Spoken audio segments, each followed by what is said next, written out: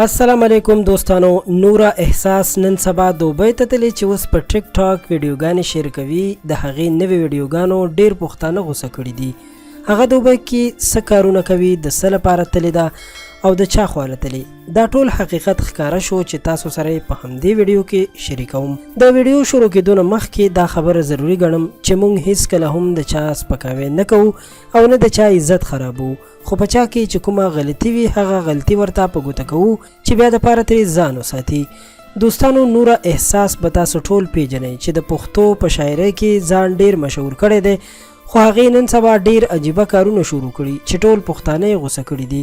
هغه نن سبا دوبۍ ته تللې ده او په دوبۍ کې هر وخت ټیک ټاک ویډیوګانې جوړوي او شیر کوي.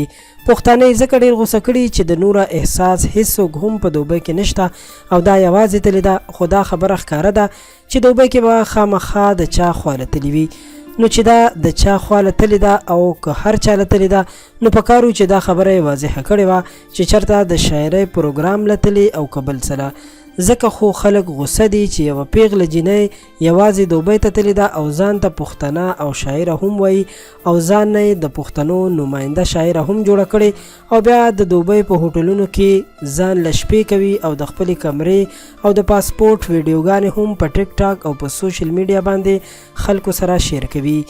دوستانو، موږ تاسو پښتانه یو او پښتانه هیڅکله هم داسې کارونه نه کوي چې یوه پیغله جینۍ د کور نه بهر داسې چکرونه ووهي او هغه هم بیا بهر ملکونو ته او بیا د دوبۍ غوندې بدنام ملک ته چې هلته د حیاشۍ اړې ښه په ښکاره چلیږي.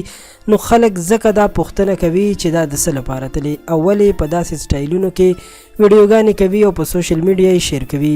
موږ دا نه وایو چې نوره احساس ښه شاعره نه ده او یا هغه خرابه جینۍ ده. هغه به بالکل ښه جینۍ وي او ښه شاعره به هم وي، خو کوم کار چې غلط وي هغې ته غلط ویل زموږ فرض جوړیږي چې د هغې نه خلک خبر کړو. باقي ستاسو خپل نظر دی، که تاسو هر څه نظر لرئ موږ سره په کمنټ کې شریکولی شئ. نوره احساس څه وخت وړاندې دا هم ویلي و چې ماته د کور نه ډیر مشکلات دي او په ډیره مجبورۍ سره پښتو شاعري کوم او خلک مې پلار ته وایي چې خپله لور دې ووژنه ځکه چې هغه شاعري کوي.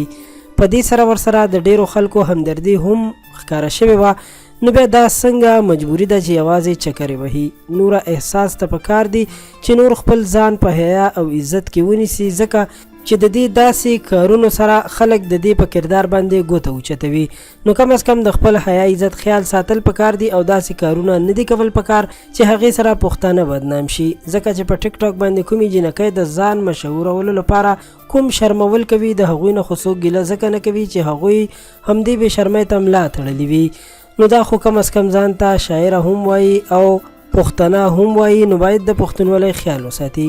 ډیره مننه کوم چې ویډیو مو راسره تر اخره وکتله. تاسو څه نظر لرئ کمنټ کې راسره خپل نظر خامخا شریک کړئ او له نورو په زړه پورې ویډیوګانو لپاره در سره خان کلیک چینل سبسکرایب کړئ.